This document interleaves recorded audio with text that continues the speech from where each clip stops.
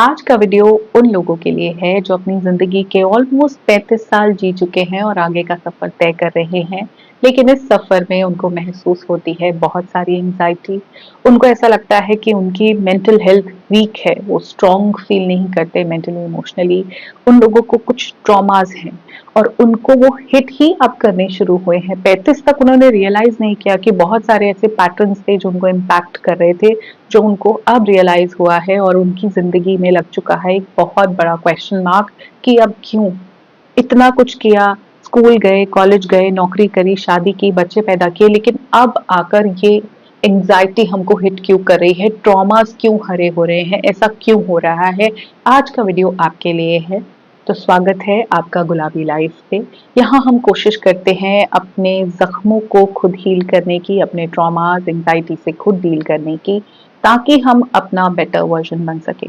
सो ऐसा नहीं है कि आप ज़िंदगी में अभी 35 के हो, 40 के हो, 45 के हो, 50 के हो तो लाइफ़ एकदम सॉर्टेड हो जाती है, ऐसा कभी भी नहीं होता। इनफैक्ट बहुत सारे पैटर्न्स आपको हिट करने लगते हैं 35 के बाद, क्योंकि यहाँ आपके जो आपका माइंड है वो पूरी तरह पक चुका होता है, आप मेजर एक्सपीरियंसेस कर चुके होते हो, ज़िंदगी समझ ही 35 के बाद आनी शुरू होती है। बहुत सारी ऐसी चीज़ें होंगी जो आपको ट्रिगर करेंगी, बहुत सारे रिश्ते आपको समझ में आने लगेंगे। तो मैं ये अज़्यूम कर रही हूँ कि अगर आप इस उम्र तक हो, आ चुके हो, तो आप या तो खुद पेरेंट हो, आपके पास एक बच्चा है which is making you further more anxious. ऐसा होता है, पेरेंटिंग के बाद आप और एंग्ज़ियस हो जाते हो।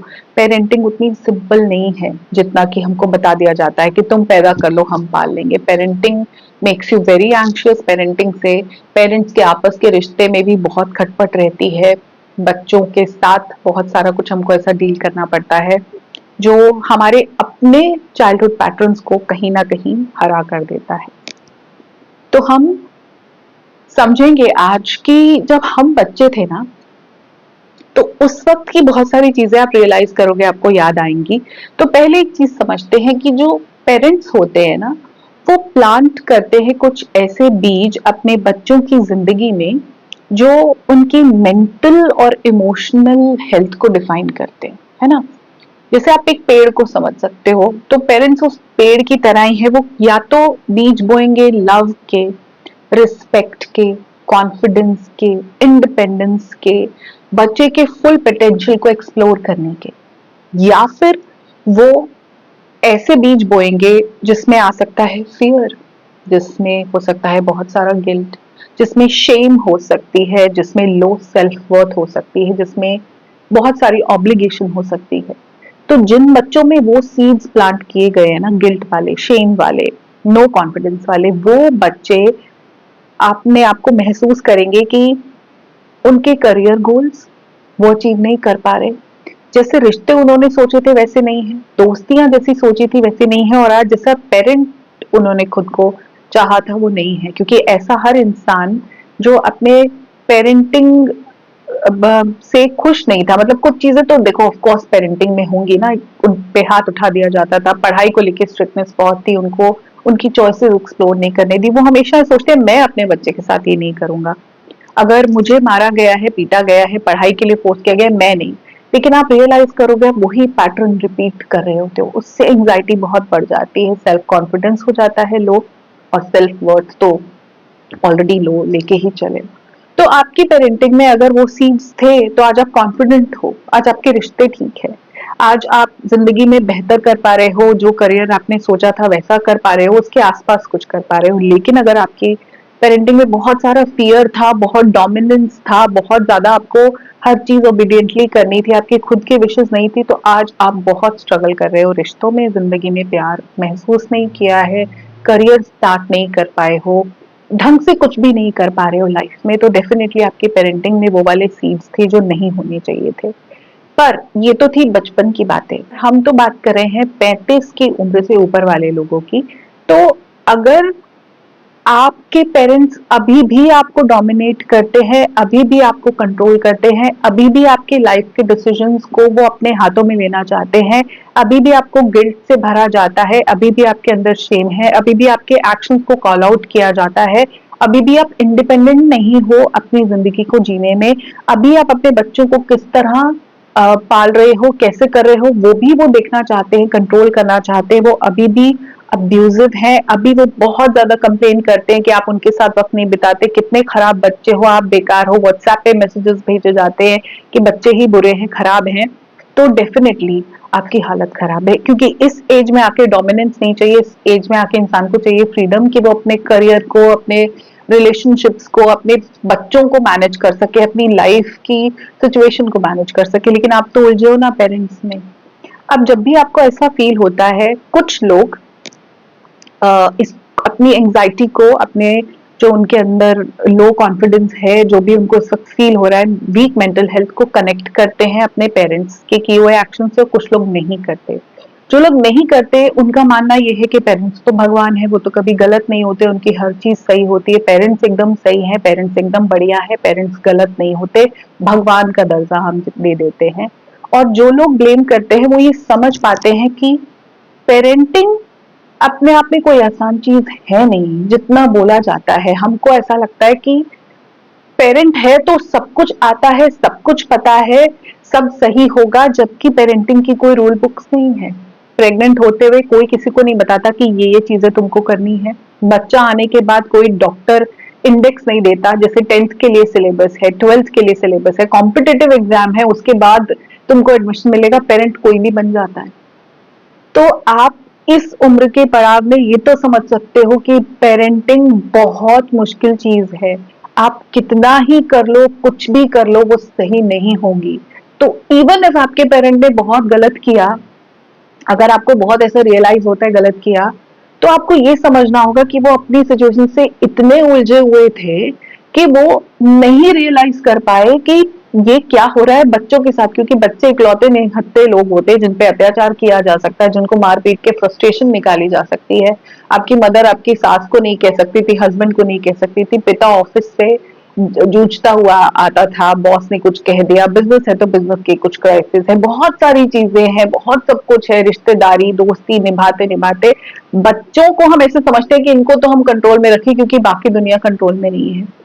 हर पेरेंट जो भी कर रहा है ना, वो उसने इनहेरिट किया है अपने पेरेंट्स से। उनकी पेरेंटिंग में इतने फ्लॉ थे, जो उनके पेरेंट्स, जो आपके नाना नानी दादा दादी थे, उन्होंने कोई बहुत बढ़िया नहीं किया। अब पेरेंटिंग का प्रॉब्लम ये होता है कि जो हमने देखा होता है ना चाहते हुए भी हम वो ही पैटर्न रिपीट करने लगते हैं, because that's a known zone. हमको वो आता है। यहाँ पे रोल आता है किताबों का, लेकिन पेरेंटिंग की बुक्स कोई पढ़ता नहीं है। कोई सीखना नहीं चाहता कि हम कैसे एक अच्छे पेरेंट बने। किसी को पड़ी नहीं है। मुझे लगता है कि यहाँ पे वो लोग इस वीडियो को देख रहे हैं, गुलाबी लाइफ से वो लोग जुड़े हैं जो एक्चुअली इस बात को मानते हैं, समझते हैं कि पेरेंटिंग सीखने की चीज है। हम यहाँ पे रोल आता है ऐसे लोगों का जो इसको डिस्कस तो कर रहे हैं कि पेरेंटिंग मुश्किल है। ये तो नहीं कह रहे कि हाँ कर लो पाल लेंगे, कोई बात नहीं। आपने जब विटनेस किया है गॉड लाइक पेरेंट्स को, अगर आपको ऐसा लगता है कि वो अपने रूल्स बनाते थे, उनके अपना वर्जन था रियलिटी का, क्योंकि पेरेंट्स के अपने एक्सपीरियंसेस है, वो दुनिया को अपनी तरह से देख रहे हैं, वो उनको नहीं सारा कुछ पता, वो आपको वही करियर बता रहे हैं जो उनको पता है। या तो ये वो होगा जो उन्होंने किया है, हम डॉक्टर है तुम भी डॉक्टर बन जाओ, या ये वो होगा जो वो नहीं कर पाए, अपने सपने पूरे करा रहे। उनका एक लिमिटेड सी दुनिया है, उसी में बच्चों को बड़ा कर दिया, वो ही बता दिया। बच्चे में कोई और स्किल है, बच्चा कुछ और करना चाहता है, नहीं रियलाइज किया। लाइफ पार्टनर के लिए उनकी चॉइसेस अपने बेसिस पे थी। इतने सेल्फलेस होके पेरेंटिंग होती नहीं है, क्योंकि उनको ऊपर से नहीं मिली। यहाँ पे अगर अभी आपको बहुत तकलीफ हो रही है, तो सबसे पहली चीज हमें करनी है, we have to break this cycle. हमको वो पेरेंटिंग रिपीट नहीं करनी जो हमारे पेरेंट्स ने की है। अभी इंटरनेट पे हम बहुत ब्लेम कर रहे हैं पेरेंट्स को। मैंने कुछ वीडियोस बनाए, पता नहीं लोगों को ऐसा क्यों लगता है we are just blaming parents. No, we are talking की कहाँ गलतियां हो जाती हैं। समझने की अपने पेरेंट को भी जरूरत है, लेकिन कई बार उम्र के उस पड़ाव तक आते आते, अगर आप खुद 35 से ऊपर हो तो डेफिनेटली आपके पेरेंट्स 60+ ही होंगे। उम्र के उस पर आप पे पेरेंट्स मानना ही नहीं चाहते उन्होंने कुछ गलत किया, वो एक्नॉलेज करना ही नहीं चाहते कि कुछ गलती हुई। इस प्रोसेस में ना कई बार आप नहीं उनको कन्फ्रंट कर सकते। All that you can do right now, उन इनविजिबल वीड्स को, वो जो उन्होंने प्लांट किए थे ना, कुछ तो अच्छे सीड्स थे जिसके अच्छे पौधे आपकी जिंदगी में निकले हैं, उन्होंने जो आपके लिए सही फैसले किए, लेकिन कुछ इनविजिबल वीड्स थे जो आज आपको अंदर ही अंदर खा रहे हैं, जिनके कांटे आपको अंदर ही अंदर काट रहे हैं। उनको ऑब्जर्व करना है और ये पैटर्न ब्रेक करना है that you will not repeat the same with your children. Healing के लिए आपको और कुछ नहीं करना। Be so absorbed into your parenting कि आपको पता चले कि एक्चुअली किस तरह चीजें होती हैं। एंगर होता ही होता है, वो फ्रस्ट्रेशन बच्चों पे निकलती ही निकलती है। स्पाउस के साथ रहना बहुत डिफिकल्ट है, वो वाले चैलेंजेस भी बच्चों पे निकल जाते हैं। मदर इन लॉ का कुछ है वो भी बच्चों पे निकल जाता है।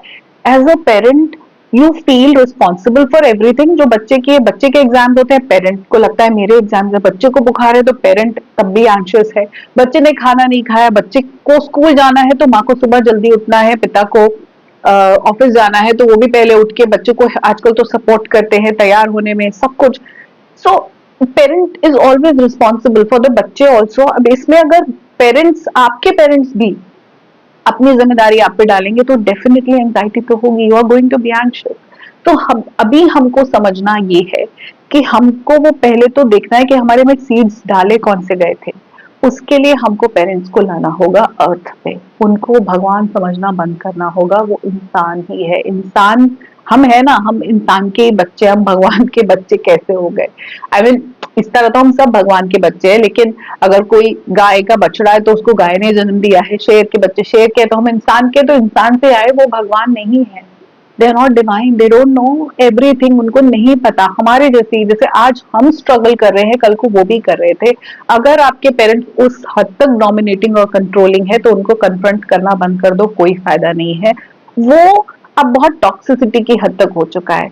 एक लर्नेबिलिटी होती है, एक होता है कि हम गलती तो कर रहे हैं पर उसको एक्नॉलेज कर रहे हैं कि इस प्रोसेस में मुझसे ये मिस्टेक्स हो रही है, इनको मैं नहीं सही तरीके से मैनेज कर पा रहा या कर पा रही, ये हो गया। सॉरी बोलना, अपोलोजाइज करना, ये कहना कि हमसे नहीं हुआ, ये मान लेना कि गलतियां हुई, ये मान लेना कि बहुत कुछ था उसमें, यस ये हो गया, महानता है, बड़ी बात है, इंसान के बेटर वर्जन बनने की तरफ शुरुआत है। और ये कहना कि तुम्हारी वजह से था, सब भलाई के लिए किया, मारा पीटा तुम्हारे अच्छे के लिए किया, जो भी किया नहीं कुछ नहीं था, आपकी रियलिटी को शन कर देना कि तुम तो हमेशा नेगेटिव ही दिखते हो, हमने तो ऐसा कुछ नहीं किया।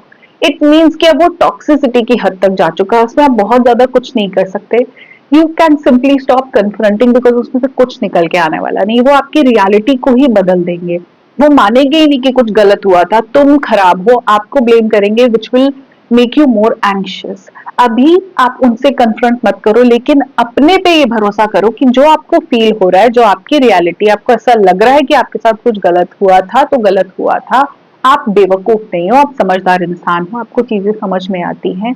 और साथ ही में अपने बच्चे की पेरेंटिंग में और ज्यादा विजिलेंस के साथ आपको स्टेप्स रखने होंगे कि वो पैटर्न आप रिपीट नहीं करो। वो एंगर फ्रस्ट्रेशन आप बच्चे पे नहीं निकालो। बच्चे के करियर अगर चॉइसेस आपको समझ नहीं आ रहे तो आप, अब तो इंटरनेट है, you can just explore more कि क्या हो सकता है और क्या ऑप्शंस है, इसमें फ्यूचर क्या है। बच्चे की शादी करनी है तो थोड़ा सेल्फलेस होके कि नहीं, उसको हमें उसके ऐसा लाइफ पार्टनर चूज करना है जिसके साथ वो खुश रहे, you know. Thinking about child as a separate life, they're not babies anymore, you don't own them anymore.